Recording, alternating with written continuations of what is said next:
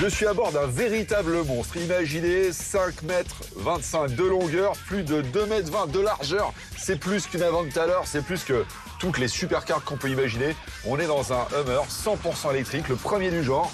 Il est énorme, il est très très long. C'est le plus gros Hummer de l'histoire en termes de taille et de poids également. Imaginez 4 tonnes 100 sur la balance. Alors l'histoire de Hummer, bien sûr, vous la connaissez pour certains d'entre vous. On va quand même vous faire une petite piqûre de rappel. Regardez. L'histoire démarre après la première guerre du Golfe Persique. Nous sommes en 1992. Arnold Schwarzenegger, alors proche du gouvernement Bush, est bluffé par le Humvee, ce véhicule militaire énorme qui permet d'aller absolument partout. Cet engin a la lourde tâche de remplacer la célèbre Jeep Willys depuis quelques années. C'est sous son influence que la marque American General décide de créer et commercialiser une version civile du Humvee, le Hummer. Cet engin devient rapidement le véhicule incontournable des stars hollywoodiennes. Et oui, nous sommes au milieu des années 90, bien avant qu'Arnold, Leonardo et les autres se mettent soudainement à rouler en Toyota Prius et autres Fiat 500 électriques. C'est exclusif, c'est un rêve, c'est un Hummer, c'est une marque, c'est à part. En fait, ça ressemble à aucun autre véhicule à Hummer. C'est pour ça qu'il a eu ce succès et ça continue aujourd'hui. Aujourd'hui, la fée électricité s'installe dans le Hummer justement. Une 4e génération 100% inédite et totalement dans l'esprit de la première. Et pour l'occasion, nous avons réuni toutes les générations. Le H1 dans sa version la plus imposante, le Hummer H2 sans doute l'un des plus diffusés dans les années 2000 et bien entendu le H3 plus abordable et surtout plus en phase avec la taille de nos routes. C'est parti pour la saga de l'un des plus gros 4x4 de série de l'histoire de l'automobile.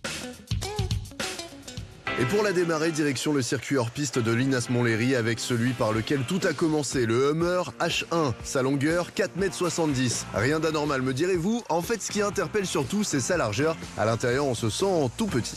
Bon, je me trouve à bord d'un véritable mastodonte. Le H1, c'est le Hummer. Le plus connu, en fait, c'est assez dingue. Imaginez là, en fait, je suis complètement à gauche. Voilà, là, je tends le bras, je touche pas encore le siège passager. Imaginez, c'est immense. Alors, c'est étonnant parce que en longueur, c'est plus court qu'un Volkswagen Tiguan. Ouais, sauf qu'en largeur, c'est plus large qu'une Lamborghini Aventador, c'est plus large que tout en fait. 2,20 m de largeur, sans les rétros, vous imaginez le truc.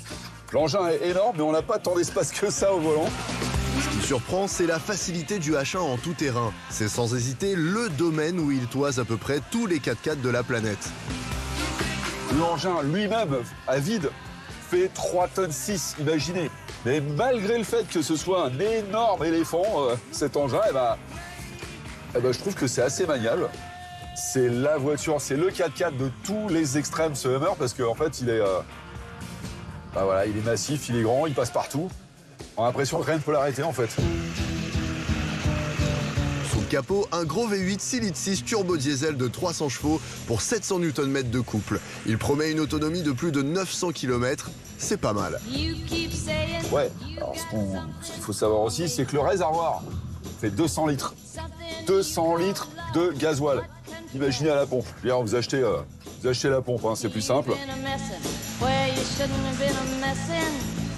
Justement, avec le nouveau Hummer EV, plus de problème de coût de carburant, il est 100% électrique. C'est la plus grosse batterie de série qui existe sur le marché. Hein. Elle fait 212 kW. C'est simple en capacité de batterie. C'est ce qui se fait de plus gros aujourd'hui. Donc ça permet une autonomie d'un peu plus de 500 km. C'est bien. Mais bon, 1300 kg, il faut quand même la recharger. L'avantage, c'est qu'on est sur une technologie à 800 volts, comme chez Porsche, Hyundai ou Kia. Donc ça permet une recharge très rapide. On fait des pics à 300 kW. Concrètement, avec un superchargeur, hein, j'entends bien, on peut recharger jusqu'à 80% en 25 minutes. Il faut dire qu'il prend tellement de place cet engin, il est même plus gros encore que le H1. Alors pour trouver un lieu à sa hauteur, la cour du château de Dampierre. Le coup de crayon reste fidèle à ses ancêtres. Il est taillé à la serpe et surtout ce Hummer conserve son pare-brise très court mais ultra large. Du coup, il lui faut 3 balais d'essuie-glace. Logique. Alors, 1, 2, 3, 4, 5. Il en reste encore 5 mètres. 5,25 m en totalité. Imaginez, c'est la longueur d'une BMW série 7, sauf qu'en largeur, c'est encore plus large. Le nouveau Hummer EV, c'est 2,20 m de largeur. C'est simple, c'est comme la première génération. Je crois que c'est 2,20 m même sans les rétros. Il est juste extraordinaire. Alors, je ne vais pas rentrer dans les détails parce que c'est un magnifique jouet. Il est impressionnant et presque monstrueux. Mais moi, ce que j'aime beaucoup, c'est la signature lumineuse qu'on a avant. Ce sont des LED transparentes, c'est très sympa. Et puis, alors, pour le côté détail aussi, les 3 feux de position qui sont en hauteur ici, ça rappelle la première génération qui était plus courte quand même. Je le rappelle parce que celui-là, je crois que c'est le plus grand Hummer de tous les temps. Ça promet d'être sympa. Mais il est temps de rouler avec. Première impression, sa maniabilité poussée à l'extrême. Alors il y a une particularité avec ce véhicule, c'est qu'on a 4 roues directrices et les roues directrices arrière, c'est comme pour la classe S, elles tournent à 10 degrés. 10 degrés, c'est énorme, c'est simple. On peut faire des demi-tours presque mieux que la nouvelle Clio Renault, imaginez. C'est impressionnant. C'est tout simplement bluffant. Cet engin de 5,25 m tourne quasiment sur lui-même et cerise sur le gâteau peut même se permettre de rouler en crabe avec le mode du même nom. En France, un autre véhicule permet cela, c'est le Scarabée de l'armée française, sauf qu'il n'est pas en vente libre.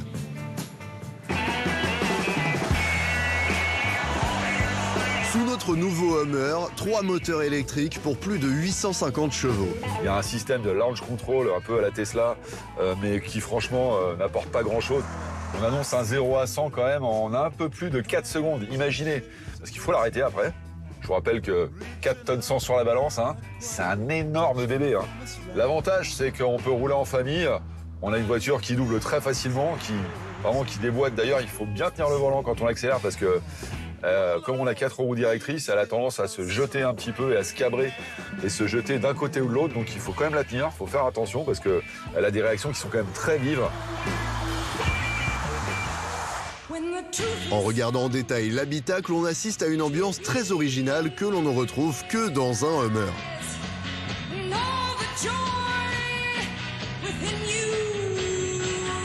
Ah là, c'est dingue cet intérieur. Alors, c'est vrai que pour l'habitacle, on retrouve un peu l'ambiance Hummer, typique à la marque. On a une console centrale qui est hyper large. On a une présentation qui a évolué. Je trouve qu'il y a un petit côté décor de film. Dans certains détails, ça fait un peu futuriste sur les bords. C'est assez bizarre. Ça reste très plastique. Ça l'a toujours été. Ça change pas trop. Même les sièges aujourd'hui sont plus en cuir comme avant. Voilà, c'est pas dû au très très haut de gamme en termes de matériaux. Par contre, c'est confortable. On est plutôt à l'aise. Comme beaucoup de voitures, les écrans se sont invités à bord. On en a un au niveau du combiné d'instruments et un autre au niveau de la console centrale, bien sûr. Le système d'infodivertissement, pour moi, j'ai déjà vu plus rapide. En même temps, si les Américains étaient connus pour faire des choses hyper ergonomiques en termes d'infodivertissement, ça se saurait. Les Allemands sont meilleurs qu'eux, ça, il n'y a pas à dire. Alors, dans l'ensemble, c'est original. Moi, je m'attendais à quelque chose de peut-être un petit peu plus luxueux. Dans le détail aussi, quelque chose d'intéressant, c'est les 4 parties du toit qu'on peut enlever. Ça, c'est sympa, ça en fait une vraie voiture de loisir. Par contre, le plexi ici, c'est dommage, j'aurais préféré du verre, ça fait quand même plus haut de gamme, surtout pour une voiture de ce prix. Un tarif de plus de 200 000 € pour l'engin, rien d'étonnant vu les prestations. Toutefois, si vous cherchez absolument à entrer dans le club des Hummers, on peut trouver des modèles beaucoup plus abordables. On peut avoir un H3 aujourd'hui, d'occasion bien sûr, parce qu'il n'y a plus de véhicules neufs, autour de 20, 22, 23 000 €, tout dépend de l'état de véhicule. Ce H3, nous en avons aussi trouvé un avec ses 4,78 m de longueur pour moins de 2 m de largeur. C'est celui qui s'adaptera le plus à nos petites routes. Nous l'avons emmené faire un tour en forêt.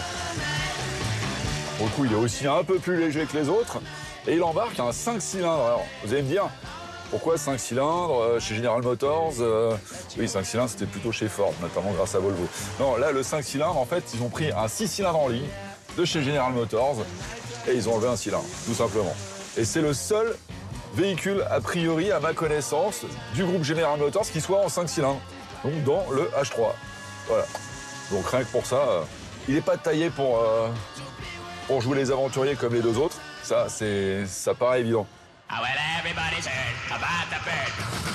Mais celui qui présente sans doute le meilleur des deux mondes, c'est lui, le Hummer H2.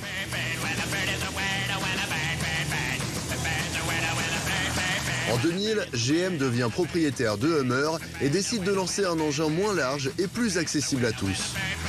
Et donc, ils profitent un petit peu de leur plateforme, en l'occurrence le Cadillac Escalade ou le Chevrolet Tahoe, qui sont des gros engins. Tahoe fait 7 places. D'ailleurs, il y en a 7 ici aussi, c'est très très vaste. Et ça permet, voilà, c'est un véhicule familial tout simplement. Sous le capot, un moteur de Corvette, ce V8 offre une très belle sonorité et il est indispensable pour déplacer les 3 tonnes de la bête. Il y a des trous partout, ça passe tranquillement, c'est très agréable. C'est un confort et c'est extraordinaire. Vraiment, j'ai un niveau de confort là-dedans, on pourrait être dans un range. Hein. Franchement, c'est vraiment très très chouette. En attendant, si vous préférez opter pour du neuf, ce nouveau Hummer est impressionnant sur la route. Et dès qu'on quitte les sentiers battus, il demeure très fidèle aux générations précédentes, surtout le H1. Franchement, alors ce qui est étonnant évidemment par rapport à tous les autres, c'est qu'on n'entend rien. Oh la vache, purée, c'est lourd. Alors là par contre en visibilité, heureusement que j'ai des caméras parce que je vois rien, sinon on a des caméras qui permettent de voir devant là, parce que sinon quand il y a des descentes comme ça, on ne sait pas ce qui se passe. Ouais, ce qui est dingue, c'est que ces roues arrière directrices font vraiment pivoter l'engin. Voilà, on se faufile quoi, c'est complètement fou entre les arbres ici justement, dans cette petite forêt de Montlhéry. C'est un véhicule qui joue les passe-partout.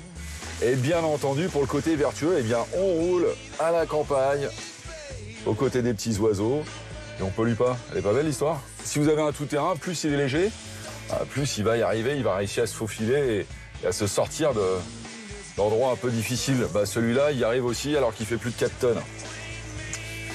Ça défie tout simplement les lois de la physique, cet engin, c'est complètement fou, quoi.